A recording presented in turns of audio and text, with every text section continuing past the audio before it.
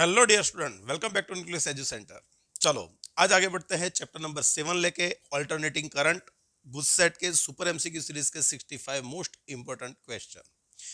One by one सबका solution करेंगे, लेकिन लेक्चर देखने की स्टाइल क्या होगी, जैसे भी डिस्प्ले पे नया क्वेश्चन आए वीडियो को पॉज करो, क्वेश्चन को समझो, पढ़ो, समझो, सोचो, गिनो। जो आंसर आ जाता है तो टैली करके आगे बढ़ो, नहीं आ रहा है तो पूरी मेथड आप देख लो। बराबर, तो टाइम लॉस्ट किए बिना आगे बढ़ते हैं, लेकिन सबसे पहले इसको शेयर कर दो और अपने फ्रेंड्स को भी बोलो कि भाई देखे तो उनका भी अच्छा रिजल्ट आए। चलो आगे बढ़ते हैं। First, in an AC circuit in 1 second current reduces to zero value 120 times, hence the frequency of AC current। हमको पता है एक ऑसिलेशन होगा तब करंट एक ऑसिलेशन में 2 बार मैक्सिमम और 2 बार जीरो होता है। तो हम बोल सकते हैं ड्यूरिंग वन ऑसिलेशन 2 बार जीरो होगा। तो वो कितनी बार जीरो हो रहा है? 120 बार। तो उसका मतलब सिंपल हो गया कि उसकी फ्रीक्वेंसी क्या होगी? 60 हर्ट्ज, है ना।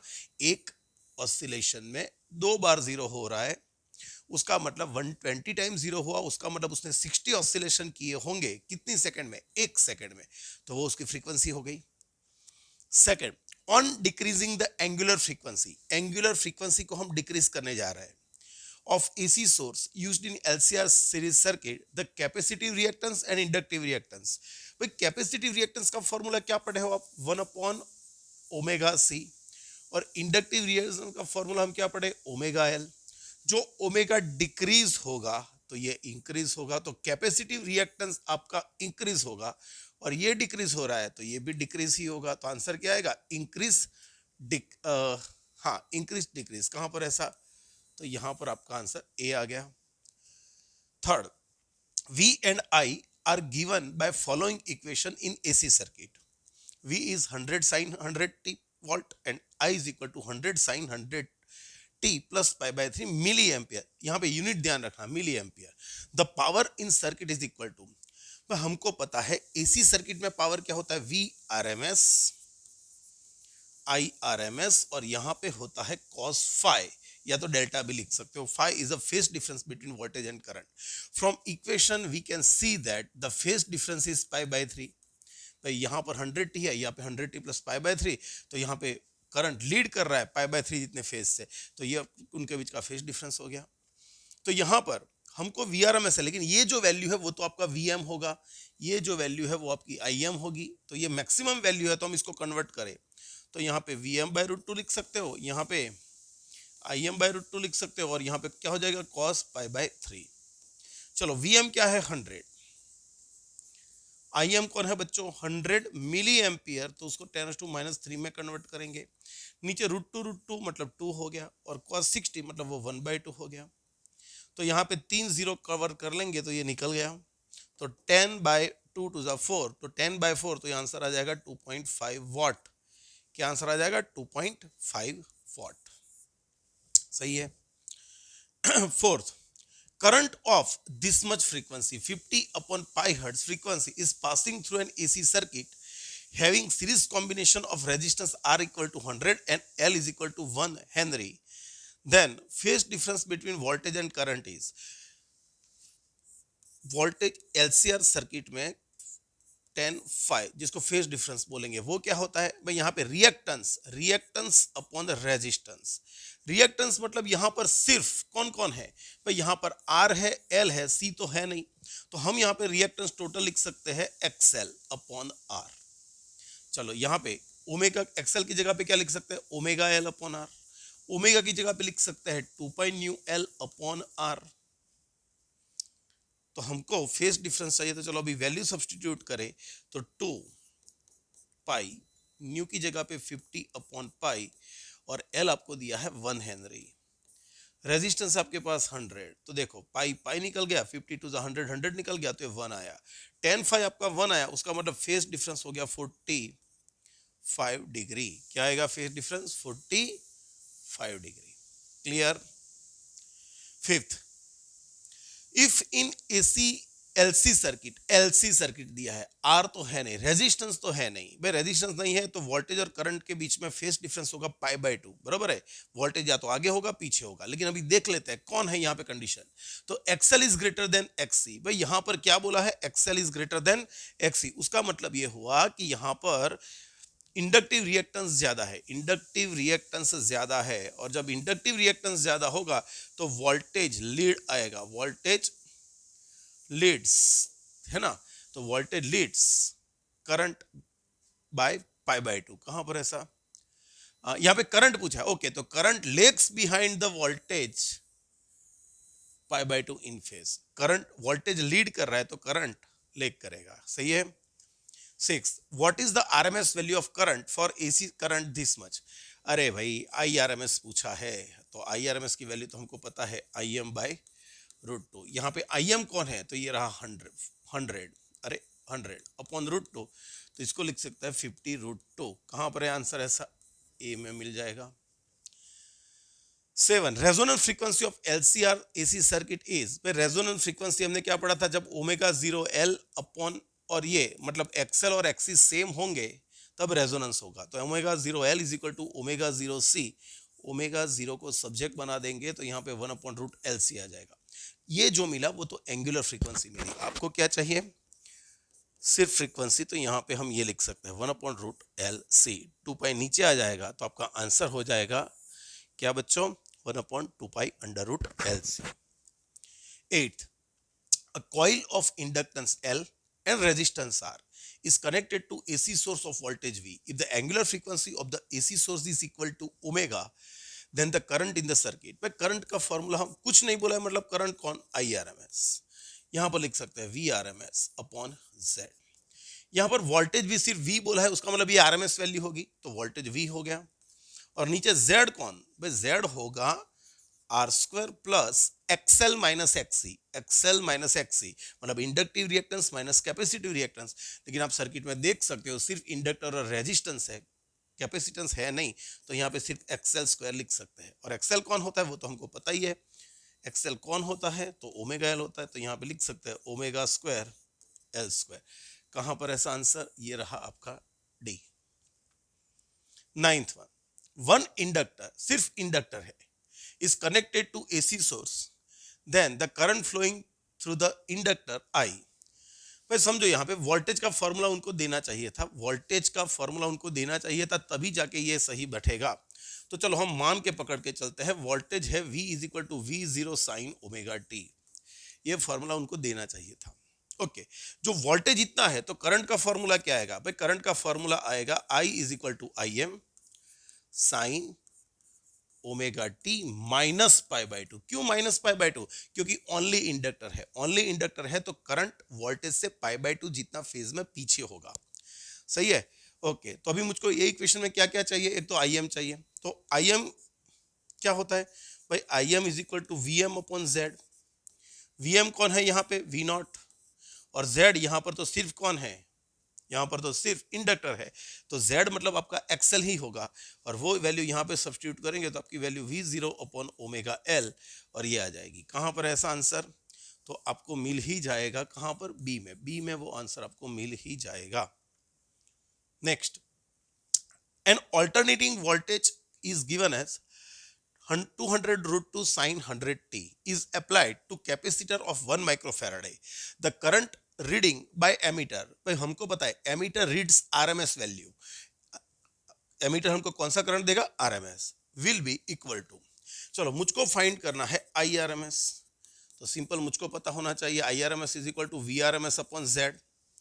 भाई वीआरएमएस तो मेरे पास नहीं है, लेकिन ये जो बंदा है वो हमारे लिए वीएम है, ये कौन है, वीएम, तो यहां पे लिख सकते हैं वीएम बाय √2 इनटू Z कौन है, भाई Z है सिर्फ कैपेसिटर, तो यहां पर 1 अपॉन ओमेगा C होगा, तो इसको ठीक से लिखे तो Vm, ये ओमेगा C ऊपर चला जाएगा अपॉन √2, क्या सारी वैल्यू हमारे पास है, तो हाँ भाई सब वैल्यू हमारे पास है, तो Vm कौन है, मैक्सिमम वोल्टेज, तो वो हो गया 200 √2, ओमेगा कौन होगा, जो टी का मल्टीप्लायर होगा वो अपना ओमेगा होगा, और सी कौन है, सी है 1 माइक्रोफैराड है, तो उसको लिख सकते हैं 10⁻⁻⁶ अपॉन, यहाँ पे √2 लिख सकते हो, ये दोनों निकल गए। तो इसको लिख सकते हैं, आंसर हमको मिली में लाना है तो 10⁻³ का जुगाड़ करना पड़ेगा। देखो यहाँ पे 1 2 3 0 मैंने निकाल दिए, तो यहाँ से 10⁻³ हो जाएगा।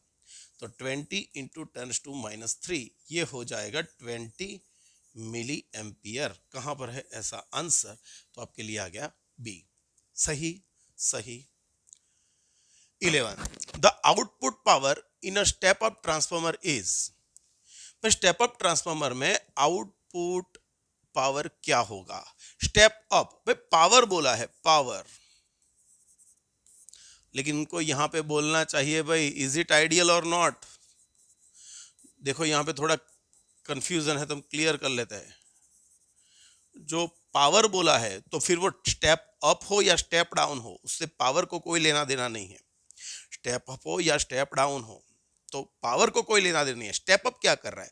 स्टेप अप प्राइमरी से सेकेंडरी कॉइल में वोल्टेज इंक्रीज कर रहा है। स्टेप डाउन क्या कर रहा है? वोल्टेज को डिक्रीज करेगा। सही है। हाँ, पावर इनपुट में जो है वो आउटपुट में पावर चाहिए, तो हमारे लिए आइडियल ट्रांसफार्मर होना चाहिए जहां पे P is equal to PO होगा। लेकिन कुछ बोला नहीं है तो इसको हम क्या मान लेंगे कि भाई ये आइडियल नहीं है। ये जनरल प्रैक्टिस में जो हम यूज करते हैं वो जनरल ट्रांसफार्मर है, और उसके लिए याद रखो power, input power always less than होगा output, input power is greater than output power. ऐसी तो कोई चीज है नहीं जो हमको आउटपुट में ज्यादा पावर देगी। हम खर्च कम करेंगे और पावर ज्यादा मिल जाएगा, ऐसा तो कोई डिवाइस है नहीं। तो यहाँ पे ऑब्वियसली इनपुट पावर ज्यादा होगा, आउटपुट पावर कम होगा। तो यहाँ पे लेस देन इनपुट पावर कुछ बोला नहीं है, मतलब इसको हम जनरल प्रैक्टिस वाला ट्रांसफॉर्मर ले लेंगे। आइडियल बोला होता तो सेम आता। सही है। हाँ, और चीजों का एक बार चर्चा कर लेते हैं। स्टेप अप है, step up ideal, ideal step up transformer है, तो उसमें प्राइमरी से सेकेंडरी में वोल्टेज इंक्रीज होगा। वोल्टेज इंक्रीज होगा तो करंट डिक्रीज होगा। Simple. Step up voltage increase करता है, करंट डिक्रीज करता है सेकेंडरी में, आउटपुट में। स्टेप डाउन क्या करता है? वोल्टेज को डिक्रीज करेगा तो ऑब्वियसली करंट इंक्रीज होगा। सही है। पावर आइडियल है तो दोनों साइड सेम रहेगा। जो जनरल प्रैक्टिस है तो आउटपुट में ऑलवेज पावर कम होगा, लेकिन सॉरी फ्रीक्वेंसी की बात करें तो इनपुट और आउटपुट फ्रीक्वेंसी वो तो कोई भी हो, फ्रीक्वेंसी सेम रहेगी। याद रखना ये। 12th, the equivalent inductance of two inductor is 2.4 henry when connected in parallel and 10 henry when connected in series, then the individual inductance. हमको पता है दो इंडक्टर जब हम पैरेलल में कनेक्ट करते हैं तो उसका जो फॉर्मूला है वो सेम एज, ये भले एल है, हम उसको रेजिस्टेंस की तरह ले सकते हैं, हम उसको रेजिस्टेंस के कनेक्शन की तरफ ले सकते हैं। तो भाई रेजिस्टेंस में पैरेलल कनेक्शन के लिए था क्या था? भाई रेजिस्टेंस में पैरेलल के लिए हम लिखते थे जब दो कनेक्ट किए हैं, यहाँ पे ये मैं नीचे लिखता हूं, इसको मैं नीचे लिखता हूं, तो R P is equal to हम लिखते थे R/2। तो सिमिलरली पैरेलल का इक्विवेलेंट इज इक्वल टू यहाँ पे L/2 लिख सकते हैं, है ना? ये इक्वल होंगे तो, लेकिन जो दोनों अलग अलग है तो हम क्या लिखते थे? L1 L2। तो यहां पर इसको कैंसिल करके हम लिखेंगे L1 L2 upon L1 plus L2। याद है जैसे रेजिस्टेंस में दो पैरेलल कनेक्शन है तो R1 plus R1 R2 upon R1 plus R2 लिखते थे, तो इंडक्टर में भी सेम लिखेंगे। तो जब दोनों को सीरीज में कनेक्ट करोगे, अरे यार ये अलग क्वेश्चन है नहीं। ओके ओके ओके ओके, तो चलो यहां पर मैं थोड़ा कट इसको रब कर देता हूं। मैंने सोचा दोनों के सेम हैं, मैंने सोचा दिमाग में ये दोनों सेम इंडक्टेंस वाले हैं, ऐसा नहीं है भाई। देखो दो है, हम दोनों को सीरीज में कनेक्ट करेंगे तो क्या आएगा? L1 प्लस L2 आएगा, और पैरेलल में कनेक्ट करेंगे तो L1 प्लस L2 होना चाहिए, L1 L2 upon L1 plus L2। जब सीरीज में कनेक्ट करेंगे तो ये हो रहा है 10 हेनरी, जब पैरेलल में कनेक्ट करेंगे तो 2.4 हेनरी हो रहा है। तो L1 L2 क्या होगा भाई? ऐसा केस आए तब ये वैल्यू सब्सटीट्यूट करो। हम कर सकते हैं, क्या कर सकते हैं कि भाई यहां से L1 L2 लेके 10 यहां पे रख दिया, फिर 10 यहां पे कर दिया, फिर एक को सब्जेक्ट बना के दूसरे इक्वेशन में रखेंगे, मेथड थोड़ी लंबी हो जाएगी। उससे बेटर क्या करेंगे? टर्न बाय टर्न एक एक चेक कर लेंगे। चलो ये L1 ले लो, ये L2 ले लो, इन दोनों का सीरीज 6 + 4 10 हो गया। अभी पैरेलल का कनेक्शन चेक करके देखते हैं। 6 4 = 24 अपॉन 10, 6 4 = 24 अपॉन 10, तो ये 2.4 हो जा रहा है। तो अपना आंसर कौन आ गया? ये आ गया, अपना आंसर ए आ गया। सही है। लेकिन बच्चों सोच लो कि अभी आपको यहां पे ये बोला होता कि सीरीज में 10 है, लेकिन जो पैरेलल मिल रहा है वो 2.5 हेनरी है।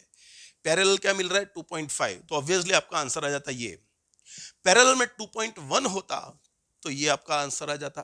पैरेलल में 1.6 होता तो आपका ये आंसर ये आ जाता। मतलब ऐसे क्वेश्चन जब भी आए तो उसको कैलकुलेट मत करो, ट्रायल एंड एरर, 1 बाय 1 सारे ऑप्शन चेक कर लो, आपका आंसर आ ही जाएगा। सही है बच्चों। चलो next. 13, which device is use to increase AC voltage? अरे पूरी दुनिया को पता है कि भाई ट्रांसफार्मर यूज होता है। 14, for step down transformer the value of transformation ratio, but transformation ratio is a ratio of number of turns in secondary to number of turns in primary, and for step down ns is less than np, so this ratio will be less than 1 step down के लिए, और step up के लिए ये greater than 1 होगा। 15, in AC current in AC circuit, current is 2 ampere, voltage is 220 and power is 40. What is the power factor? अरे power का formula क्या था? P is equal to VRMS IRMS cos phi। यही इसी बंदे को बोलते हैं पावर फैक्टर, cos phi को ही। तो चलो पावर कितना है? 40। आरएमएस वैल्यू, भाई ये सारी आरएमएस वैल्यू, कुछ बोला नहीं है मतलब ये आरएमएस वैल्यू है। तो वोल्टेज कितना है? 220, करंट कितना है? 2, और ये हो गया cos phi। तो cos phi को सब्जेक्ट बना दोगे तो यहां पर हो जाएगा, 1 0 कट हो गया, तो 4/44, तो ये 1/11, 0 एक बचा, 0 9 0 9 ऐसा आता रहेगा। कहां पर ऐसा आंसर? ओके, तो हम इसको बी में लिख सकते हैं। सही है। Okay. 16, the reactance of capacitor is this. भाई आपको एक्सी दिया है 1/π in AC circuit having frequency 50 hertz. अरे नहीं, ये रिएक्टेंस नहीं होगा, ये कैपेसिटेंस होगा शायद। माइक्रोफेराडे में कर देता हूं, देख लेते बाद में जो भी आंसर आएगा वो, है ना। अभी यहाँ पे कुछ लिखा नहीं है यूनिट, यहाँ पे लिखा हो the reactance of a capacitor of, ये कैपेसिटेंस होगा, ये कैपेसिटेंस होगा जो माइक्रो में ले सकते हैं या देखते हैं। अभी यूनिट नहीं लिखा है तो अब अपने तरीके से सेट कर लेंगे, बराबर है। चलो एक्सी क्या होता है? 1/ω/c। ओमेगा की जगह पे लिख सकते हैं 2π/c। 1/2π की जगह पे 1/π ले लेंगे। और c आपका क्या है? भाई c आपका नहीं, फ्रीक्वेंसी आपके पास 50 है और कैपेसिटेंस आपके पास 1/π है। भाई इसको माइक्रोफेराडे नहीं, सिर्फ फेराडे कर दो तो आपका आंसर सही बैठेगा। इसको सिर्फ फेराडे कर दो, चलो बराबर है। तो देखो पाई निकल लिए, 1/100 तो ये होगा 0.01, या तो 10⁻² ओम भी उसको बोल सकते हो। क्लियर हुआ कि नहीं बच्चों? पक्का। चलो आगे बढ़ते हैं। 70, in an AC circuit of frequency this, देखो ये फ्रीक्वेंसी दी है, capacitance C microfarad and reactance of capacitor is 25 ohm, then the value of C। भाई यहां पर है बरोबर है कि XC हमको बोला है 1/ω/c, ओमेगा की जगह पे लिख सकते हैं 2π/c। अभी क्या हमको ये XC दिया है, XC, तो XC क्या है? 25, 1/2π, फ्रीक्वेंसी आपको दी है 400/π, और C आपको फाइंड करना है। चलो पाई तो निकल गए, तो C यहां पर आएगा, तो 1/2 400 और ये 25, चलो 1/2 हो जाएगा 0.5, 25 4 100, और उसकी कितनी पावर हो जाएगी? ऊपर जाएगी तो -4। तो इसको ठीक से लिखे तो मैं 2 पॉइंट कवर कर लूं इसके, तो 50 × 10⁻⁶ हो जाएगा। तो यहां पर आंसर आ जाएगा 50 माइक्रोफेराडे। क्या आंसर आ जाएगा? 50 माइक्रोफेराडे। सही है। 18, इन an AC circuit resistance is given. भाई रेजिस्टेंस आपको R दिया है, कैपेसिटिव रिएक्टेंस मतलब XC दिया है, are connected in series, the value of impedance of the circuit. भाई यहाँ पे एसी सर्किट बोलिए, ध्यान रखो, तो एसी सर्किट में कैपेसिटर वर्क करेगा और वो कंडीशन में Z = अंडर रूट इंपीडेंस क्या लिख सकते हैं? R² + XC² लिख सकते हैं। तो बच्चों आर स्क्वायर कौन है 12 का स्क्वायर, एक्सी कौन है 9 का स्क्वायर, ये हो जाएगा 144 प्लस 81, तो ये हो गया 225, तो यहाँ पे हो जाएगा 15, कौन हो जाएगा 15, तो यहाँ पर आंसर आ गया आपका 15 ohm. 19 time taken by AC voltage of frequency 50 hertz to change from zero to maximum value. याद रखना, सपोज अब मैं फिगर बताता हूं डायग्राम कि यहां पे करंट सपोज जीरो है, या वोल्टेज ले लो, वोल्टेज या करंट यहां पे जीरो है ना। ओके चलो ना मैं वोल्टेज लिखता हूं, यहां पे वोल्टेज लिखा है ना। ओके तो यहां पर वोल्टेज V है जो यहां पर जीरो है, जैसे जैसे ऊपर जाएगा वोल्टेज इंक्रीज होगा, ऐसा सोच लो। जब यहां पे होगा तो वोल्टेज Vm हुआ, फिर वापस होगा तो यहां पर जीरो, फिर नीचे गया -Vm और फिर ऊपर आया तो मान लेते हैं जीरो। एक ऑस्सिलेशन करने में जो टाइम लगेगा वो है टी, एक ऑस्सिलेशन करने में टाइम लगेगा टी। ओके तो जीरो से लेके यहां तक जाने के लिए जो टाइम लगेगा वो पूरी जर्नी का फोर्थ पार्ट होगा, तो यहां पे टाइम पीरियड का फोर्थ पार्ट वो जीरो से Vm होने में लगेगा। तो आपको वही बोला है कि वोल्टेज की वैल्यू जीरो से Vm होने में कितना टाइम लगेगा, तो हमको T/4 लेना है टाइम। बट टाइम T/4 लेना है तो लेकिन उसके लिए मुझको पहले तो टाइम पीरियड फाइंड करना पड़ेगा। We know that time period is a reciprocal of frequency, और फ्रीक्वेंसी आपको दी है 1/50, इसको लिख सकते हैं 0.02 एम्पियर, इसको 20 मिली एम्पियर लिख सकते हैं, क्या सॉरी 20 मिली सेकेंड लिख सकते हैं, इसको क्या लिख सकते हैं 20 मिली सेकेंड, इसको लिख सकते हैं 20 मिली सेकेंड। ओके ये 20 मिली सेकेंड हो गया, तो यहाँ पे रख देंगे तो 20/4, तो वो हो गया 5 मिली सेकेंड, कौन हो जाएगा 5 मिली सेकेंड। कहाँ पर ऐसा आंसर, तो आपको आंसर ए मिल जाएगा। लेकिन इसमें और थोड़ा पीएचडी कर लेते हैं, ध्यान रखो। मान लो कि ये वैल्यू थी जीरो वोल्टेज की, यहां पर वोल्टेज जीरो था, यहां पर वोल्टेज हुआ मैक्सिमम, हाफ कब होगा, आरएमएस कब गेन करेगा, भाई आरएमएस होता है Vm/√2, आरएमएस होता है Vm/√2 और उसको बोलते हैं 0.707। ये जो है वोल्टेज की मैक्सिमम वैल्यू जो होती है उसका हाफ है, मतलब यहाँ पे 0.5 वोल्ट होगा। तो चलो यहां से यहां जाने में कितना टाइम लगा T/4, याद रहे यहां से यहां जाने में T/4, तो यहां से यहां जाने में कोई T/8 नहीं लगाएगा। समझो ये लीनियर फंक्शन नहीं है, ये हार्मोनिक फंक्शन है। तो यहां से यहां तक जाने के लिए उसको टाइम लगेगा T/12, यहां से यहां जाने में, यहां से यहां जाने में टाइम लगेगा, यहां से यहां मतलब कहां से Vm/2 में से Vm जाने के लिए टाइम लगेगा T/6।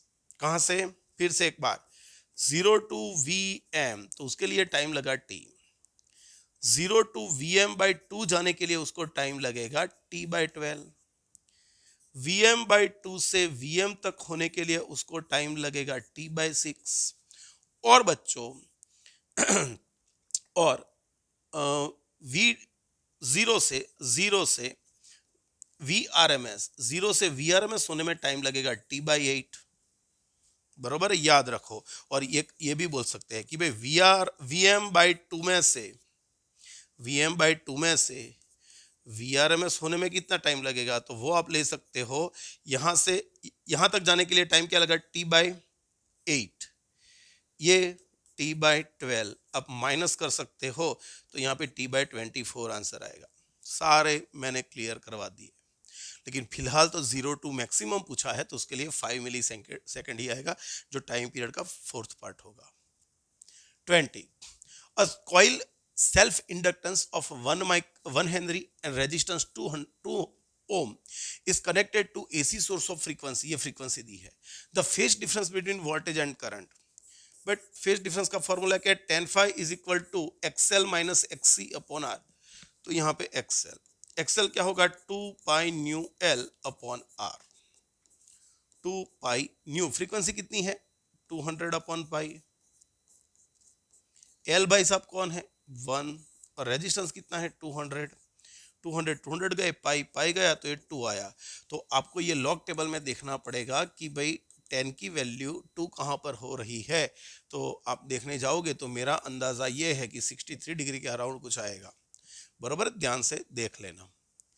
21 The maximum value of an AC voltage coming is our horses in our houses is how much percentage more than its RMS value. भाई हमको पता है maximum value by root two is equal to V R M S. तो V M क्या होता है by root two into V R M S. ए क्या हो गया 1.414 वी आर एम एस। जो परसेंटेज में लाना है तो हम इसको लिख सकते हैं 141.4%। ये हो गया वी आर एम एस। तो देखो तो हम यहाँ पे बोल सकते हैं जो ओरिजिनल वैल्यू होती है वो कितने 100%, लेकिन आरएमएस वैल्यू जो मैक्सिमम वैल्यू है वो आरएमएस के कितने परसेंटेज ज्यादा है 141.4। तो माइनस कर देंगे तो हम क्या कर सकते हैं कि maximum value minus RMS value. तो देखो मैक्सिमम कितनी है 141.4% ऑफ वीआरएमएस, और जो ओरिजिनल होती है उसको 100% बोलेंगे, तो यहाँ पे माइनस कर लिया तो हमको आंसर मिल जाएगा डी। सही है, आना चाहिए। 22. The ratio of RMS value of an AC voltage and its mean over half cycle is। चलो यहां पर भी वोल्टेज का इक्वेशन देना चाहिए, लेकिन नहीं दिया है तो हम मान लेते हैं यहां पे, बरोबर है। तो V is equal to V naught sine omega T.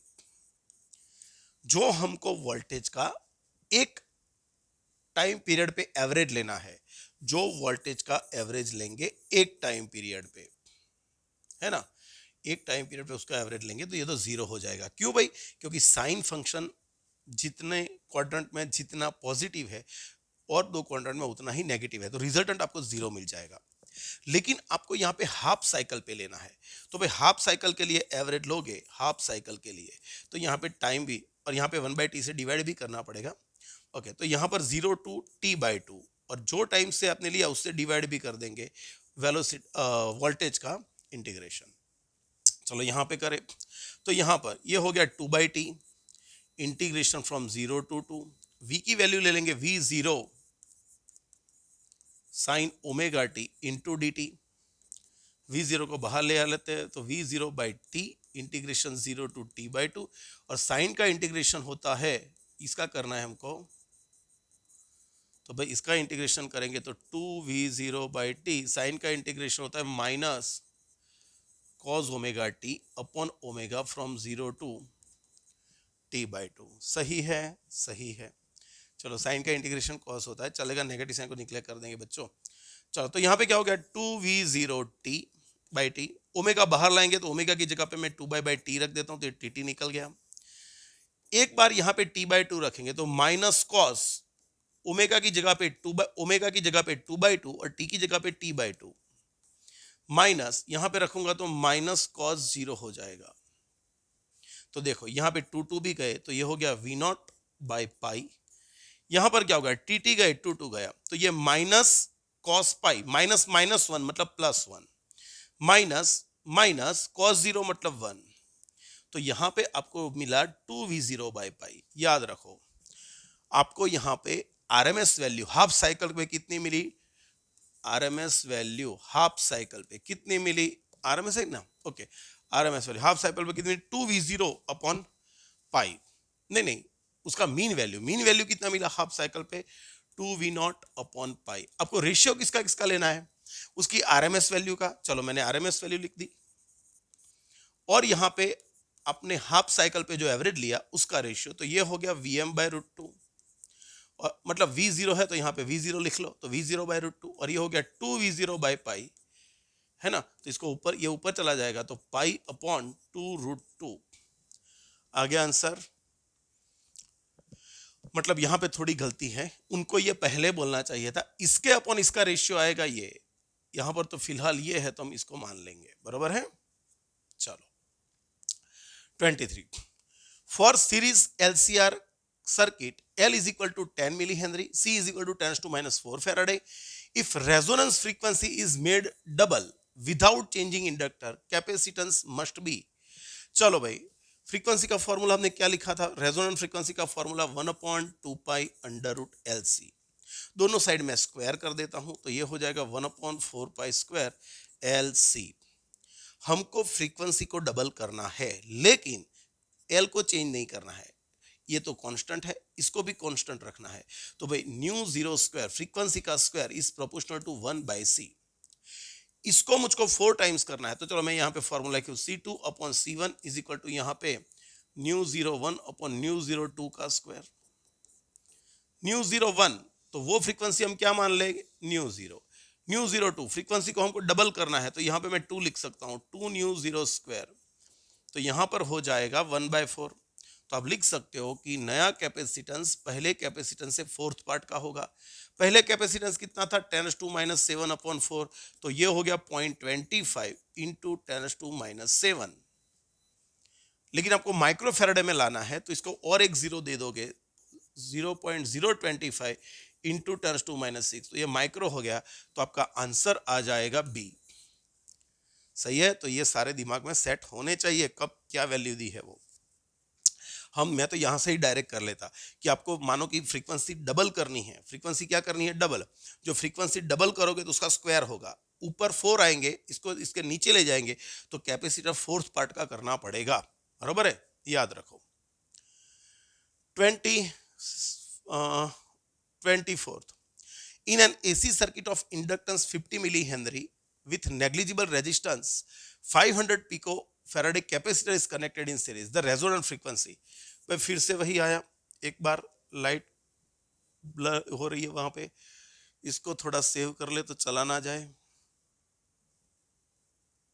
चलो, इन एसी सर्किट हमको एल दिया है, सी दिया है और रेजोनेंट फ्रीक्वेंसी पूछी है, तो 1/2 pi under root L by C. 1/2 pi, L क्या है बच्चों, 50 मिली हेनरी मतलब 10⁻⁻3। यहां पर क्या है, 500 पिको फैराडे मतलब 10⁻⁻12। देखो बच्चों, कोई डायरेक्ट स्क्वायर रूट नहीं कर लेगा, क्यों, क्योंकि ये 10⁻3 10⁻12 है, मतलब 10⁻15 हो गया, और ऑड फंक्शन है, ऑड पावर है, तो उसकी स्क्वायर रूट नहीं निकलेगी। इसके लिए उसको पहले इवन करते हैं। एक काम करते हैं, 2 पाई अंडर रूट, इसको 50 रखते हैं, इसको भी 50 रखते हैं, लेकिन इसका एक जीरो में इसको दे देता हूं, तो ये 10⁻2 हो गया, तो यहां पे हो जाएगा 10⁻14 हो जाएगा ना, यहाँ पे जीरो दे दिया तो 10⁻2, ये 14 हो गया। चलो अभी इसका स्क्वायर रूट निकालेंगे, तो 1/2 पाई, इसका स्क्वायर रूट निकल जाएगा 50, इसका स्क्वायर रूट निकल जाएगा 10⁻7। अब इसको ऊपर भेज देंगे, तो 10⁻7/100 पाई, यहाँ पे हो जाएगा 10⁵/पाई। कहाँ पर है आंसर, तो आपके लिए ए हो जाएगा। 25th, figure shows two resonance current with same voltage source for LCR series AC circuit for R1 L1 C1 and R2 L2 C2 are components value of two cases respectively। चलो यहाँ पे क्या बोला है, देखो आपको डायग्राम से answer देना है। आपने एक बार यूज किया R1 L1 C1 कंपोनेंट्स, और दूसरे बार आपने R2 L2 C2 लिया। अभी रेजोन आपने भले चेंज किया, लेकिन रेजोनेंस फ्रीक्वेंसी देखो आपको सेम मिल रही है, यहां पर मिल रही है, रेजोनेंस फ्रीक्वेंसी यहां पे मिल रही है। इसका मतलब तो सिंपल हो गया बच्चों, क्या हो गया सिंपल, कि यहां पे देखेंगे तो रेजोनेंस फ्रीक्वेंसी दोनों की same, nu 01 is equal to nu 02। इसकी जगह पे लिख सकते हैं 1/2 pi nu, 1/2 pi under root L1 C1, और इसकी जगह पे लिख सकते हैं 1/√L2 C2। कंपेयर करेंगे तो L1 C1 is equal to L2 C2 आ जाएगा। तो है कोई आंसर ऐसा, तो हाँ भाई यहां पर है डी आंसर। हाँ, रेजिस्टेंस को देख लेते हैं। चलो, इसका रेजिस्टेंस सपोज R1 है, इसका रेजिस्टेंस R2 है, तो यहां पर देख सकते हो कि ये तो आपको सेम मिला, तो जिसका रेजिस्टेंस ज्यादा होगा उसमें करंट कम होगा, मतलब ये रेजिस्टेंस आपका ज्यादा होगा और R2 आपका कम होगा, लेकिन ऐसा कोई आंसर है नहीं, इसलिए हम लिखेंगे सिर्फ डी आंसर। चलो next, in series LCR circuit R दिया है, एल दिया है, सी दिया है, हाफ पावर बैंडविड्थ। अरे यार ये टॉपिक थोड़ा निकल चुका है, याद रखना फिर भी।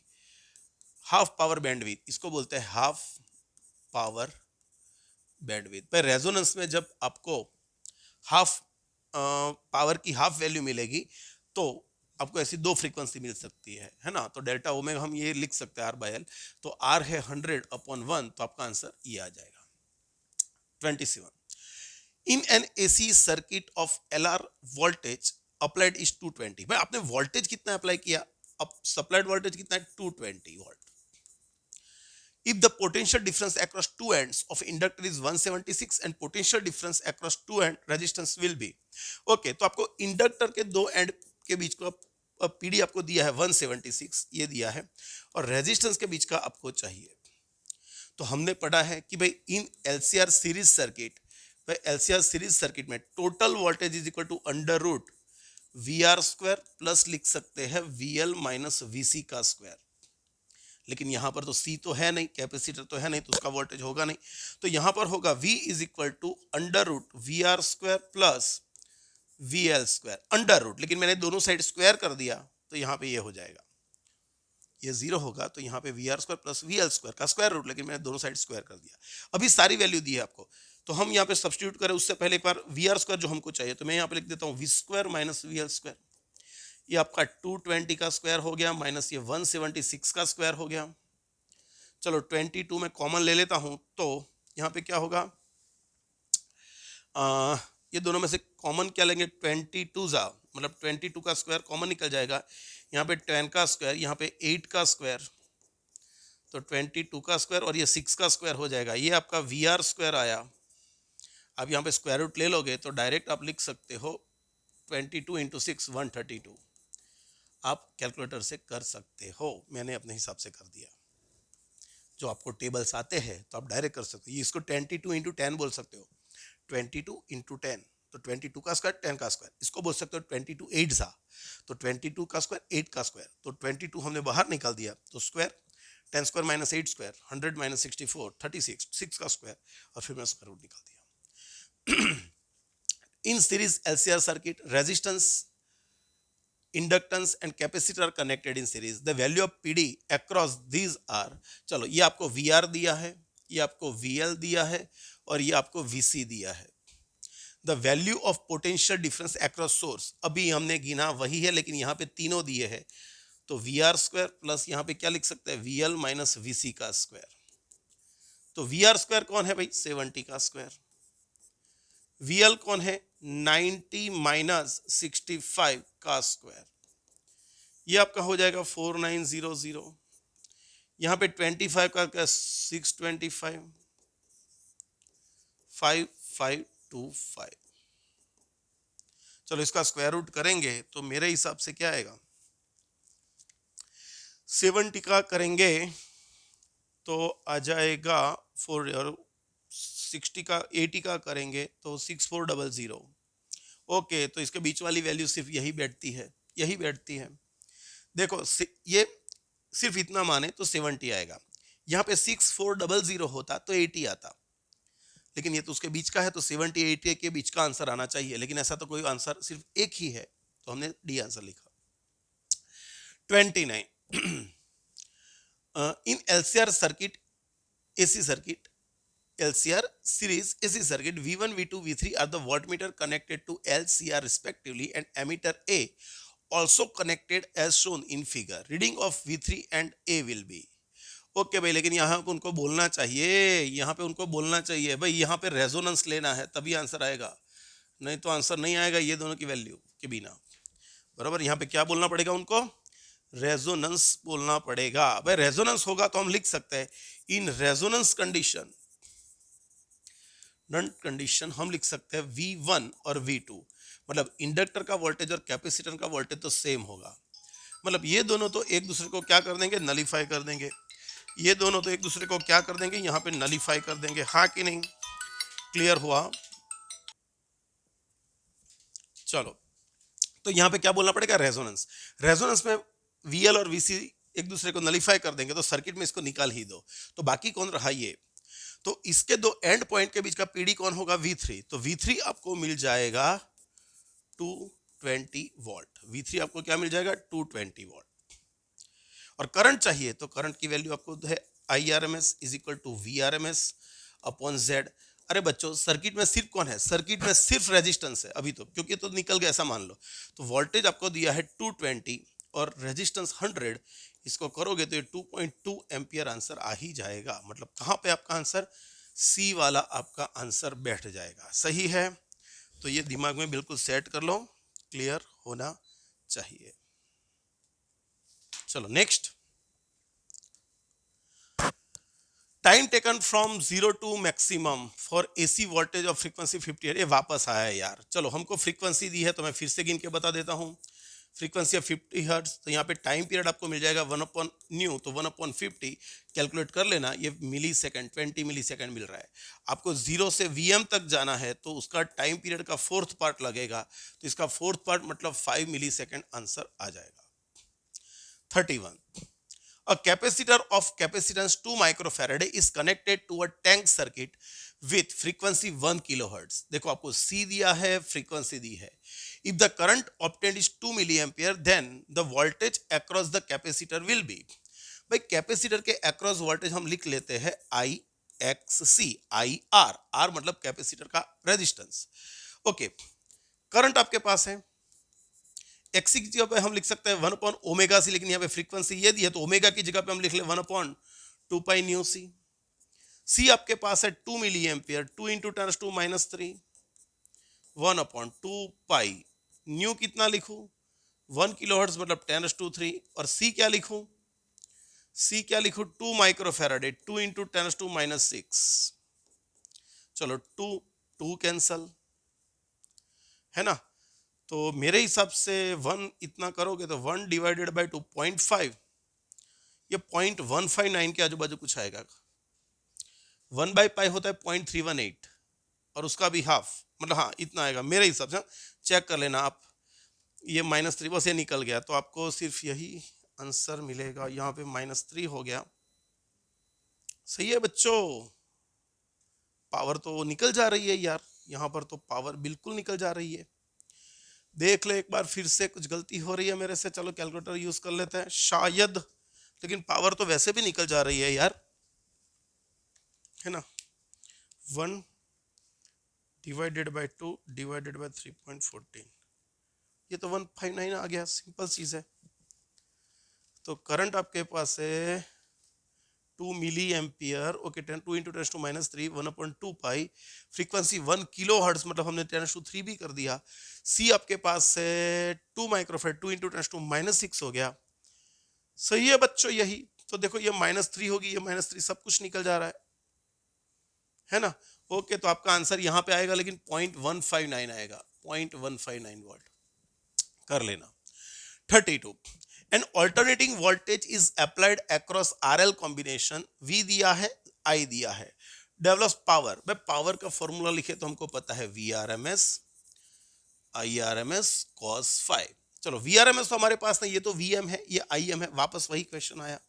इसको लिखेंगे VM/√2 IM/√2 और इसको लिख देंगे cos 60 डिग्री। अभी डायरेक्ट करो यार, इसको साथ में बोल दो। अभी नेक्स्ट टाइम से मैं ये नहीं लिखूंगा, मैं डायरेक्ट यही फॉर्मूला लिखूंगा, VM IM/2 cos 60 है ना, cos थीटा।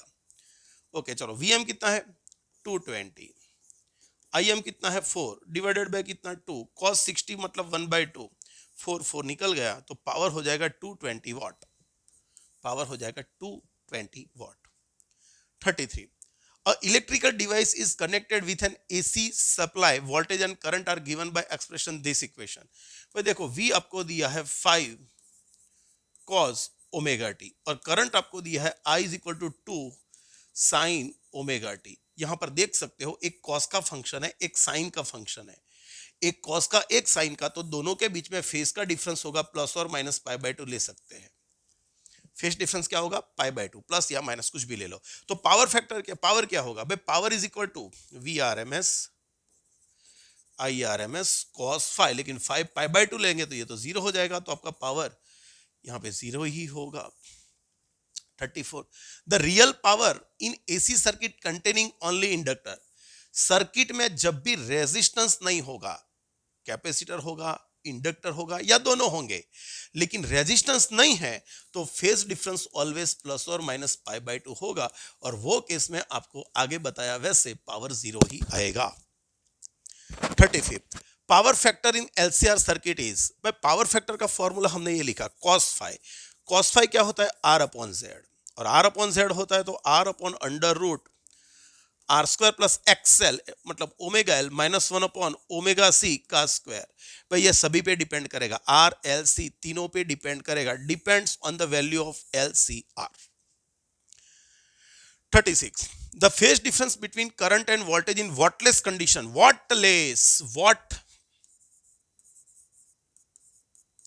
Less condition. भाई वॉटलेस कंडीशन का मतलब क्या हो गया कि यहाँ पे पावर जीरो होने वाला है, मतलब यहाँ पे रेजिस्टेंस तो है नहीं, और ये होगा तो cos फाई आप जीरो लिख सकते हो, तो फाई इज इक्वल टू आपको क्या होगा 0 डिग्री। फेज डिफरेंस क्या होगा 0, अरे सॉरी cos फाई है तो फाई क्या होगा π/2, मतलब वॉटलेस कंडीशन है तो रेजिस्टेंस नहीं होगा, सिर्फ एल और सी होगा, तो ये π/2 हो जाएगा। 37. In given figure, total VRMS and IRMS passing through the various components in circuit are shown. The total IRMS. देखो हमने पूरे चैप्टर में 7th में जो पढ़ा वहां पे LCR सीरीज सर्किट थी, लेकिन यहां पर आप देख सकते हो कि यहां पर पैरेलल कनेक्शन है, LCR पैरेलल कनेक्शन है, तो उसके लिए करंट क्या होगा, पर जैसे वो लिखते थे, देखो यहां पे कौन सा पैरेलल कनेक्शन में, पैरेलल कनेक्शन में करंट क्या होगा भाई, current is equal to under root, है ना। देखो यहां से करंट जाएगा आई, नहीं तो हम ऐसे लिख सकते ये पैरेलल कनेक्शन आपको पता होना चाहिए, बरोबर कि नहीं। तो हम इसको फेजर डायग्राम में लेके आ सकते हैं, लेकिन समझो इतना टाइम नहीं होगा हमारे पास। सीरीज कनेक्शन में करंट सेम होता है, वोल्टेज वेरी करता है, तो हमने इक्वेशन लिखा था V is equal to under root, जो Z का फॉर्मूला था उससे हम लेके आए थे। यहाँ पे उल्टा करते हैं, जो पैरेलल कनेक्शन है तो उसमें हम वैल्यू क्या लिखेंगे 1/R, टोटल आपका 1/Z होगा वो 1/R plus 1/XL plus 1/XC जैसे कुछ होगा। एक एक ये परफेक्ट मेथड नहीं है, यहाँ पे आपको कुछ और करना पड़ेगा, लेकिन मैं आपको शो कर देता हूँ। तो ये पैरेलल कनेक्शन है, लेकिन यहाँ पे फेज डिफरेंस के साथ इसको लिखेंगे, फेज डिफरेंस के साथ, तो उसका वैल्यू आपको ऐसे मिलेगा, क्या IR² प्लस यहाँ पे लिखते थे IL माइनस IC का स्क्वायर, बरोबर है। याद रखो यहाँ पे सभी जगह पे वोल्टेज सेम होगा, लेकिन करंट सबका डिफरेंट होगा, तो आप ये यूज कर सकते हो। ये परफेक्ट फॉर्मूला नहीं है, ये परफेक्ट फॉर्मूला नहीं है, ये टेम्पररी हम यूज कर सकते हैं, क्योंकि यहाँ पे आपको इसका फेज, ये दोनों के फेज के बीच में 180 डिग्री का डिफरेंस होगा, और इसके बीच में ये दोनों का जो इसके साथ होगा उसमें 90 डिग्री होगा। तो हमने जैसे फेजर डायग्राम के लिए, सीरीज कनेक्शन के लिए जो फेजर डायग्राम ड्रॉ किया था और हमने वोल्टेज का इक्वेशन गेन किया था, वैसे पैरेलल कनेक्शन में हम ये कर सकते हैं, याद रखो ये, बराबर है। चलो आगे, मतलब ऐसा आंसर कहां पर है, ऐसा आंसर कहां पर है, अरे ये दोनों हो सकते हैं ना, सी भी हो सकता है। हाँ यहाँ पे कुछ बोलना चाहिए था भाई, कौन बड़ा है कौन छोटा है, तो यह बोला नहीं है, तो ये दोनों आंसर सेट हो सकते हैं, यहाँ पर ये दोनों आंसर सेट हो सकते हैं, देख लो। 38. In circuit given below the reading of voltmeter across L will be, भाई यहाँ पे क्या होगा, यहाँ पे उनको फिर से बोलना चाहिए यार, नहीं बोला है तो चलो यहाँ पे देख लेते हैं। तो V आपको दिया है 230 वोल्ट, रेजोनेंस बोला नहीं है, VR आपके पास है 10 वोल्ट, VC आपको दिया है 20 वोल्ट, और आपको चाहिए क्या VL। ये सीरीज सर्किट है, सीरीज में है, तो हमने क्या बोला भाई V is equal to under root VR² plus यहाँ पे लिख सकते हैं VL माइनस VC का स्क्वायर, चलो दोनों साइड स्क्वायर कर लो, तो V² is equal to VR² plus VL minus VC का स्क्वायर, प्लस और माइनस लिख सकते हो यहाँ पे, क्योंकि कौन बड़ा है हमको पता नहीं है। ओके, तो इसका स्क्वायर हो जाएगा, यहाँ पे ऑपोजिट आ जाएगा, तो V² minus VR² is equal to VL minus VC का स्क्वायर हो गया।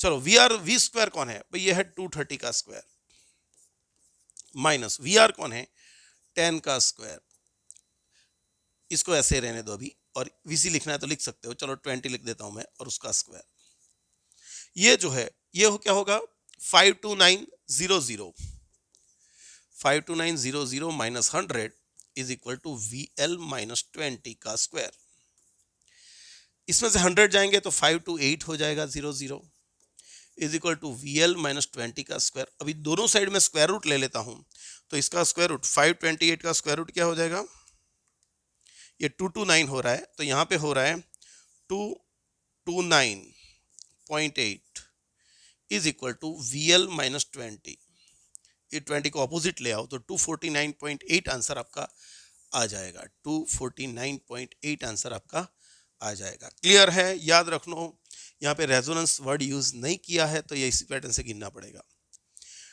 39 the ratio of primary and secondary turn in the transformer is 2:3। भाई प्राइमरी टर्न और सेकेंडरी टर्न का रेशियो आपको दिया है 2:3।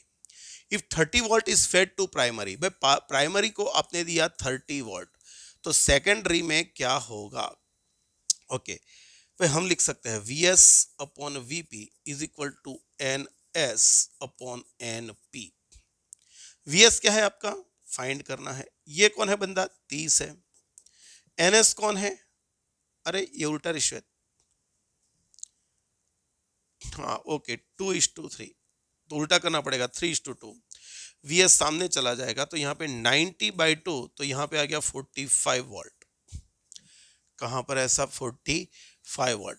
भाई इसका नाम ट्रांसफॉर्मेशन रेशियो भी बोल सकते, इसका उल्टा। कई बार आपको ऐसा बोला होगा कि ट्रांसफॉर्मेशन रेशियो 3/2 है, उसका मतलब यही हुआ कि सेकेंडरी अपॉन प्राइमरी का टर्न्स की रेशियो होगा 3/2। 40 a step up transformer operates on 230 volt line and supplied 2 ampere to load। भाई किसको दे रहा है? लोड को दे रहा है, मतलब उसका सेकेंडरी में वोल्टेज है 230 वोल्ट और करंट सेकेंडरी में है 2 एम्पियर। पता चला क्यों? क्योंकि लोड को दे रहा है। लोड कहां पर होगा? सेकेंडरी में होगा। The ratio of primary and secondary winding is, primary upon secondary winding में नंबर ऑफ टर्न्स का रेशियो है 1:25। Then the current in primary, चलो यहां पे लिखे IS अपॉन IP, तो यहां पे इसके लिए उल्टा होगा, तो number of turn off primary and number of turn off secondary. तो सेकेंडरी में आपको करंट दिया है 2, IP आपको फाइंड करना है और यहां पे होगा 1/25, तो IP क्या होगा? 50 ampere. 41 the step up transformer use 120 line provides potential difference of 2400 volt. मतलब ये आपका लाइन यूज कर रहा है, मतलब ये आपका प्राइमरी दिया है और वो कर रहा है सेकेंडरी में कितना? सेकेंडरी कितना तो करना है 2400।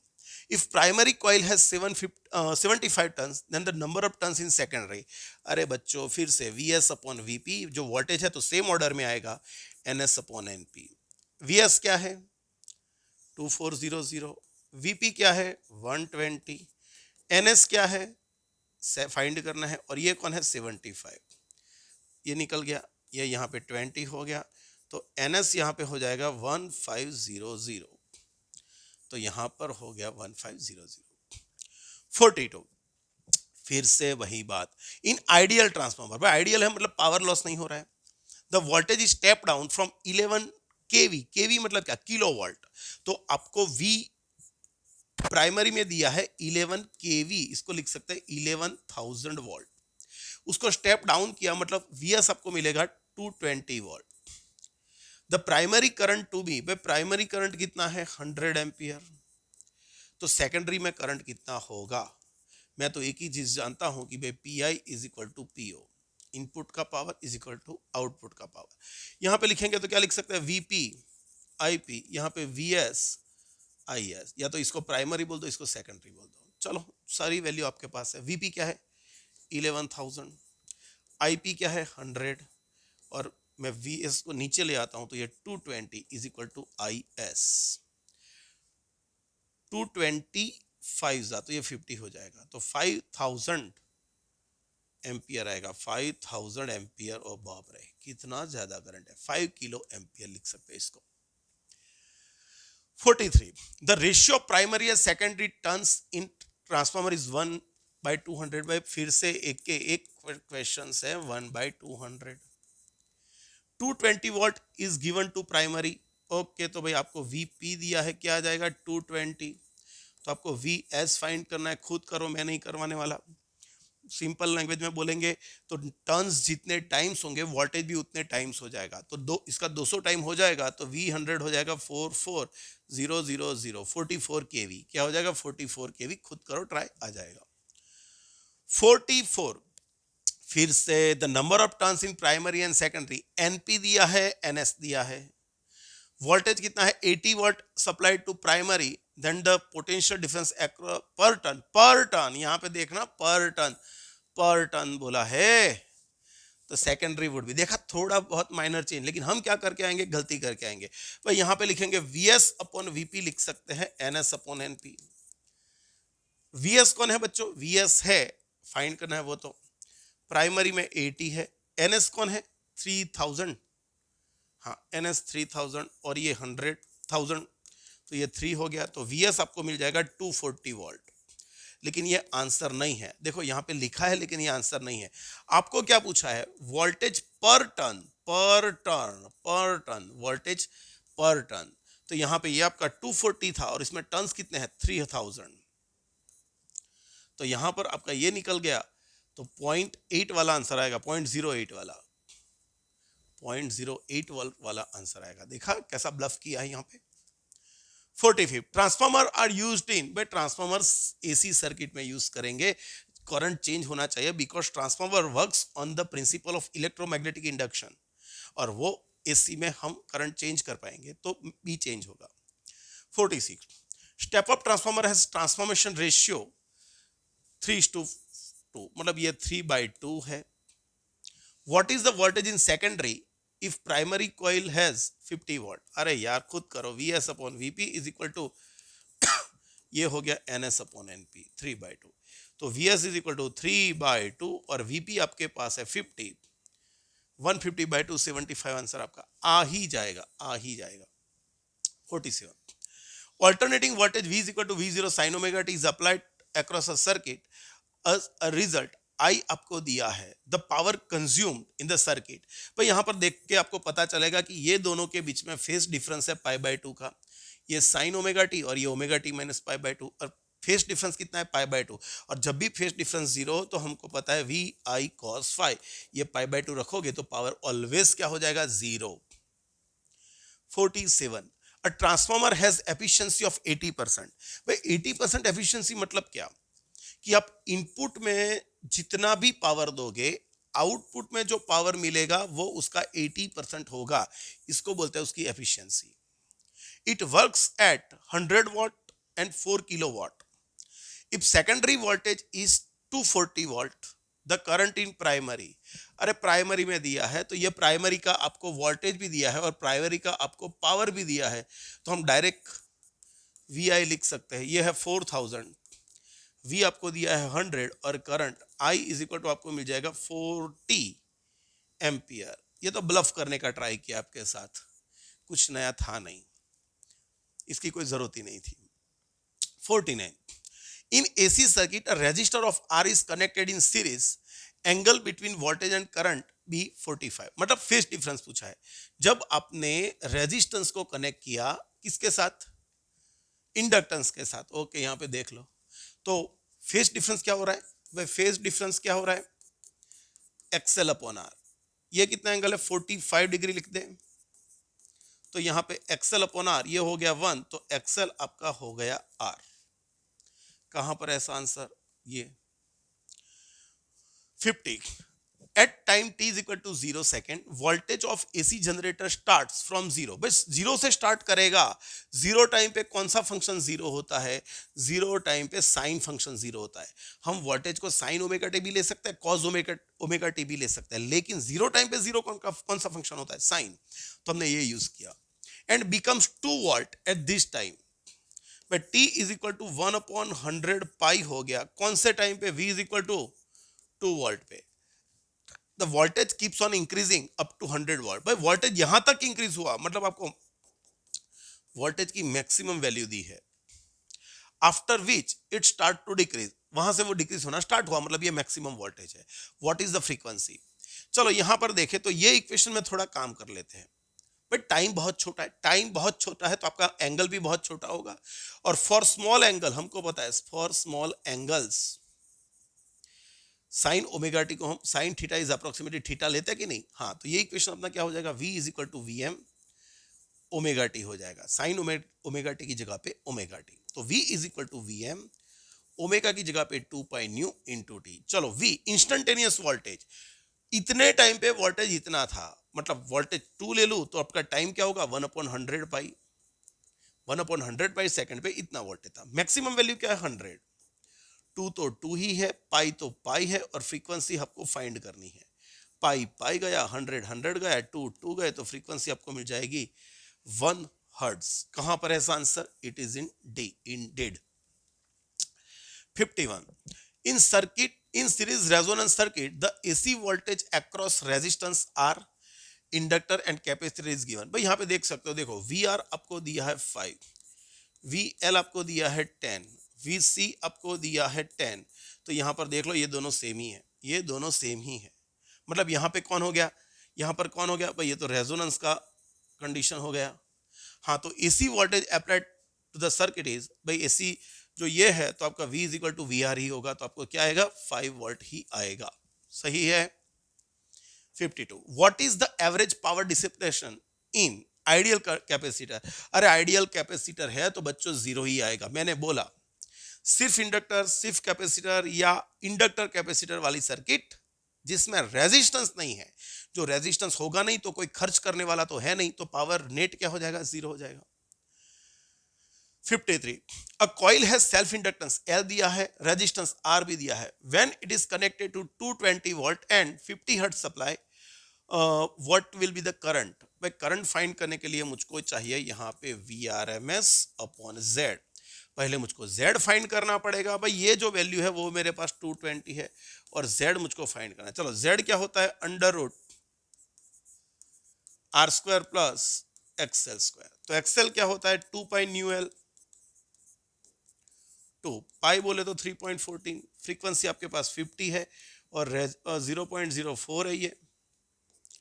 इसको बोल देंगे तो 52 जा 100 तो इसको दे दूंगा तो ये 12.56 आएगा मेरे हिसाब से। कर लेना, मेरा हिसाब ये है कि ये इतना आएगा। सही है। 52 जा 100 इसको दे दूंगा तो 4 हो जाएगा, 4 3 जा 12 और 56, ओके यही आएगा। तो आपको यहाँ पर Z चाहिए तो Z आपको क्या लिखना पड़ेगा? R square plus XL square. तो यहाँ पे 220, रेजिस्टेंस आपके पास है 12, ये भी है 12.56 का स्क्वायर। चलो मैं अंदाजा लगाता हूं, मान लो कि ये 12 स्क्वायर है, ये भी 12 स्क्वायर है, तो 140 288 हो जाएगा। उसका स्क्वायर रूट मैं अप्रोक्सीमेटली लेता हूं, आप कैलकुलेटर से कर सकते हो। 220 ये हो जाएगा अप्रोक्सीमेटली 12 रूट 2 जितना हो जाएगा, 12 रूट 2 जितना हो जाएगा। अरे यार सारी वैल्यू बहुत नजदीक है, तो कोई बात नहीं, कैलकुलेटर यूज करो बच्चों। जीवन में इससे ज्यादा कुछ है नहीं, कैलकुलेटर ही सबसे महान है। चलो यहाँ पे तो फिर करते हैं। पहले 12.56 का स्क्वायर कर दो प्लस 144 कर दो, उसका स्क्वायर रूट निकाल दो, 17.37 आया। तो 220 को 17.37 से डिवाइड कर दो, 12.67 आ गया। मतलब आपका आंसर बैठ जाएगा ए। कर लेना एक बार चेक, सही है। 54. Find the time required for 50 hertz alternating current to become 0 to RMS value. देखो मैंने आगे क्लियर कर दिया, 0 से VM तक जाना है तो T/4 लगेगा, लेकिन VRMS तक जाना है तो T/8 लगेगा। तो मुझको टाइम पीरियड चाहिए। फ्रीक्वेंसी मेरे पास है 50 हर्ट्ज, तो मैं टाइम पीरियड यहाँ पे फाइंड कर लूंगा 1 अपॉन फ्रीक्वेंसी, 1 अपॉन 50 ये हो जाएगा 20 मिली सेकेंड, और हमको ये टाइम चाहिए तो T/8 ये हो जाएगा 20/8, ये हो जाएगा 2.5 मिली सेकेंड। कहाँ पर है ऐसा answer? 54 A answer. 55. The quantity that remains unchanged in output with respect to ideal transformer. भाई आइडियल ट्रांसफार्मर में क्या चेंज नहीं हो रहा है? जो आइडियल है तो एक तो पावर चेंज नहीं होगा, तो पावर पावर पावर पावर तो है नहीं। दूसरा फ्रीक्वेंसी चेंज नहीं होगा, हाँ फ्रीक्वेंसी चेंज नहीं होगा। करंट और वोल्टेज तो चेंज हो गए, स्टेप अप होगा तो वोल्टेज इंक्रीज होगा, करंट डिक्रीज होगा, स्टेप डाउन होगा तो वोल्टेज डिक्रीज होगा, करंट इंक्रीज होगा। 56. The value of capacitive reactance of capacitor is Xc if the value of capacitance frequency becomes double. The value of capacitance becomes, अरे capacitive reactance, okay okay okay भाई X is equal to क्या होता है? 1 upon omega C. Omega की जगह पे ये रखेंगे। यहां पर क्या बोला है? फ्रीक्वेंसी भी डबल हो रही है, Xc डैश लिखे तो यहां पे फ्रीक्वेंसी भी डबल हो रही है, कैपेसिटेंस भी डबल हो रहा है। तो यहां पे ये नीचे 4 आ गया तो Xc/4 हो जाएगा। 57. the voltage of an AC source varies with time according to this equation where T is in second and V in volt. भाई आप यहाँ पे वोल्टेज को देखोगे तो मुझको नीचे वाले ऑप्शन लाने हैं. ये 100 पाई टी हो गया, यहाँ पे cos 100 पाई टी हो गया. अब यहाँ पे ध्यान से देखोगे तो तीन चीजें बोली है, voltage voltage voltage and frequency. तो मुझको ये इक्वेशन से वोल्टेज और फ्रीक्वेंसी को जुगाड़ करना है. तो सबसे पहले देखें कि ये इक्वेशन ठीक चल रहा है. नहीं, यहाँ पे दो फंक्शन है, दो ट्रिग्नोमेट्रिक फंक्शन, नहीं चलेगा. तो इसको हम करेंगे, एक काम करता हूं, मैं इसको 50 लिख देता हूं और 2 एक अंदर ले लेता हूं. तो 2 sin 100 pi T into cos 100 pi T 50. ये हो गया 2 sin थीटा कॉस थीटा, तो वो हो जाएगा sin 2 थीटा. 2 थीटा मतलब 100 पाई टी हो गया है मल्टीप्लीकेशन. तो यहाँ पे 50 साइन और ये 200 पाई टी हो गया. ये प्रॉपर इक्वेशन बना. अभी आप यहां पे देखोगे तो उसका पीक वोल्टेज Vm क्या है 50. ओके, तो आंसर दे ही दिया है, आंसर दे ही दिया है. और आपको फ्रीक्वेंसी चाहिए तो ओमेगा आपको मिलने वाला है 200 पाई. इसकी जगह पे लिखेंगे 2 pi nu is equal to 200 pi. तो फ्रीक्वेंसी आपको 100 मिलने वाली है, लेकिन 50 दी है, मतलब ये तो गलत होगा. सही है. 58.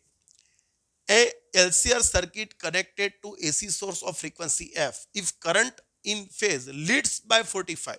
भाई करंट आगे है तो कैपेसिटी बड़ा होगा, इंडक्टर छोटा होगा, reactance. The capacitance of capacitor. चलो लिखते हैं यहाँ पे.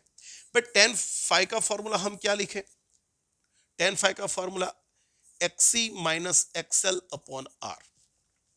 क्यों XC? यहां पर XL माइनस XC भी लिख सकते थे, XC माइनस XL. करंट आगे है मतलब कैपेसिटेंस ज्यादा होगा, तो पॉजिटिव रखने के लिए मैंने एक्स लिखा. यहाँ पे 45 डिग्री रख देंगे क्योंकि 45 है, तो ये 1 हो गया. इसकी जगह पे लिख सकते हैं 1/2 पाई न्यू सी, और इसकी जगह पे लिख सकते हैं 1/2 pi nu L upon R. R सामने चला जाएगा और ये ऑपोजिट आ जाएगा, तो प्लस 2 पाई न्यू एल हो गया is equal to 1/2 pi nu C. C को यहाँ पे भेजो, इस पूरे को यहाँ पे भेजो, तो सी आ गया 1/2 पाई न्यू. ब्रैकेट में लिखेंगे R plus 2 pi nu L. कहां पर ऐसा? न्यू की जगह पे उन्होंने एफ यूज किया है, तो हमारे पास आंसर आ जाएगा बी. सही है. 58. Voltage and current in AC circuit is given by this equation. भाई यहां पे देखोगे तो इसका फेज देख लो. इसका फेज है 100 पाई टी, उसमें से π/6 कम. इसका फेज देख लो. भाई इसका फेज देख लोगे करंट का, ये वोल्टेज का फेज है, ये करंट का फेज. तो यहां पे हो गया 100 पाई टी प्लस π/2. सिंपल चीज है बच्चों. ये 100 π/t से π/6 जितना पीछे है, ये आगे है. तो यहाँ पे फेज डिफरेंस देखने जाएंगे तो यहाँ पे π/6 माइनस माइनस π/6, तो ये हो जाएगा π/3. लेकिन आगे कौन है? तो करंट आगे है, करंट आगे है. Current leads the voltage bye 60 degree. Current leads the voltage bye 60 degree. Answer आएगा 60. A lamp consumes only 50% of maximum power in AC circuit. Maximum power क्या होता है? Vm Im होता है उसका हाफ, है ना. मैक्सिमम ये रहा, उसका हाफ. मैक्सिमम पावर तो Vm Im by 2 कर दिया मैंने. What is the phase difference between applied voltage and the circuit current in the circuit? मैं पावर का फॉर्मूला लिखे तो मैंने ये लिखा था Vm Im by 2 cos phi. याद है, Vm Im by 2 cos phi हमने ये लिखा था. अभी यहां पे क्या बोला है? तो जो पावर उसका मैक्सिमम जो होता है उसका हाफ कर रहा है ना. क्या बोला है? अब पावर कंज्यूम्स मैक्सिमम का हाफ. ओके, तो ये फॉर्मूला तो हमारे पास है, बरोबर है. तो मैक्सिमम पावर क्या है? Vi. मतलब यहाँ पे एलसीआर सर्किट लेनी होगी ना. ओके, एक मिनट बच्चों, इसको मैं थोड़ा रब कर देता हूँ, और फिर से एक इक्वेशन लिखता हूँ. P is equal to VRMS IRMS cos phi. तो मैक्सिमम पावर होता है. ओके, मैंने सिर्फ रेजिस्टेंस लिया था, यहाँ पे पूरा लेना है, तो अभी तो फेज डिफरेंस आएगा. भाई मैक्सिमम कॉस की वैल्यू मैक्सिमम क्या होती है? 1. तो मैक्सिमम पावर होगा VRMS IRMS by 2. ये मैक्सिमम होगा. ऐसा करने के लिए कॉस की वैल्यू क्या होनी चाहिए? cos phi की वैल्यू 1/2 होनी चाहिए. इसके नीचे 2 आना चाहिए, तो phi की वैल्यू आपकी हो जाएगी π/3. Simple logic. बरोबर है, याद रखो। 61 the instantaneous value of the current in AC circuit is this. भाई करंट की वैल्यू दिया है, the current will be maximum for first time. चलो यहां पे देखते हैं, आई आपको दिया है 2 sine 100 pi T plus pi by 3। आपको करंट की वैल्यू मैक्सिमम चाहिए। भाई मैक्सिमम के लिए साइन की वैल्यू क्या होनी चाहिए? साइन की मैक्सिमम वैल्यू क्या होती है? प्लस या -1। तो चलो मैं 1 लिख देता हूं। साइन कहां पर पहली बार कहां पर 1 होगा? तो पाई बाय 2 पे होगा, तो इसको मैं पाई बाय 2 लिख देता हूं। साइन निकाल देंगे तो 1 उसकी वैल्यू पाई बाय 2 एंगल के लिए मिलेगी। तो 100 pi T is equal to pi by 2 minus pi by 3, तो ये हो गया पाई बाय 6। तो टी हो गया आपका, क्या हो गया? 1/600 सेकेंड। कहां पर ऐसा आंसर? तो आपको डी में वो आंसर मिल ही जाएगा। 62 an AC circuit consists of inductor of inductance 0.5 Henry and capacitance of 8 microfarad in series. When the current in the circuit is maximum, current maximum कब होगा? जब रेजोनेंस होगा। So what is the angular frequency? जब resonance होगा तब current maximum होगा, और उस वक्त एंगुलर फ्रीक्वेंसी 1/√LC, 1/√L कितना है? 0.5। C कितना है? 8 माइक्रोफैराड इंटू 10⁻⁶। तो यहाँ पे 4 हो गया, उसका स्क्वायर रूट मतलब 1/2, और ये 10⁻⁻3। ये ऊपर जाएगा तो क्या हो जाएगा? 500 रेडियन पर second. 63 the phase difference between current and voltage of LCR circuit series in resonance, में रेजोनेंस कंडीशन में फेज डिफरेंस क्या होता है? 0। 64 0.7 henry inductor is connected across this source, 120 volt RMS value और फ्रीक्वेंसी दिया इतनी। The current in the inductor will nearly be, चलो I RMS current होगा, उसको हम लेंगे वी आरएमएस अपॉन जेड। तो वी आरएमएस अपॉन जेड की जगह पे क्या लिख सकते हैं? ओमेगा एल, क्योंकि सर्किट में सिर्फ इंडक्टर है। तो वी आरएमएस ओमेगा की जगह पे हो जाएगा 2 पाई न्यू इंटू एल। तो करंट आई आरएमएस वैल्यू आपको क्या मिलेगी? तो वोल्टेज आपके पास है 120, ये आपके पास 2 पाई आपको 3.14, फ्रीक्वेंसी आपको 60 है, वहां पर देख लो, और एल आपको दिया है 0.7। 60 ये तो निकल गया। चलो तो यहां पर क्या होगा? ये होगा 0.318, इसको यहां से डिवाइड कर दो 0.318, तो उससे तो थोड़ा ज्यादा होगा। अरे बच्चों, मेरे हिसाब से शायद ये आंसर आएगा, ये आंसर आएगा मेरे हिसाब से। देख ले, तो रिस्क नहीं लेना है, कैलकुलेटर से कर लो भाई। 1 डिवाइडेड बाई 3.14 डिवाइडेड बाई 0.7, देखा मैंने बोला था 0.455 एम्पियर आंसर आ ही जाएगा। चलो 65 in AC circuit direction of electric current get reversed after every 2 × 10⁻² second. भाई क्या बोला है? हर इतनी सेकंड के बाद डायरेक्शन चेंज हो रही है वोल्टेज की। हमको पता है एसी जनरेटर या एसी वोल्टेज में आफ्टर हाफ रिवॉल्यूशन करंट की डायरेक्शन, वोल्टेज की डायरेक्शन चेंज होगी। तो ये आपको दिया है T/2, टाइम पीरियड का हाफ रिवॉल्यूशन के लिए। तो टाइम पीरियड आपको मिल गया 4 × 10⁻² सेकेंड। तो आपको फ्रीक्वेंसी पूछी है, तो फ्रीक्वेंसी 1/T हो गया, तो 1/2 × 10 सॉरी 4 है नहीं, तो 4 × 10⁻², तो ये 100/4, तो ये हो गया 25 हर्ट्ज। 25 हर्ट्ज हो गया क्लियर। चलो नेक्स्ट। Okay, revise again. तो बच्चों आई होप कि आप सबको ये पता चला होगा, बरोबर है? आई होप कि आपको सब कुछ पता चला होगा। लेकिन जब भी इसको रिवाइज करो तो खुद गिनने का ट्राई करो, बरोबर? इतने एमसीक्यू है, इससे भी ज्यादा इस चैप्टर के मिले तो गिन सकते हो, मैंने सभी मेथड के करवा दिए। लेकिन जितने भी मिले, जब तक टाइम है आपके पास, आप कर सकते हो, बरोबर है? मैं बोलता हूं इसमें से आने की प्रोबेबिलिटी 90% है, लेकिन आपको जो 40 में से 40 एमसीक्यू सही करने हैं या 38 अराउंड आपको मार्क्स लाने हैं, तो आपको सब कुछ करना पड़ेगा, बरोबर है? चलो मिलते हैं नेक्स्ट लेक्चर में चैप्टर 8 लेके, तब तक के लिए पढ़ते रहना।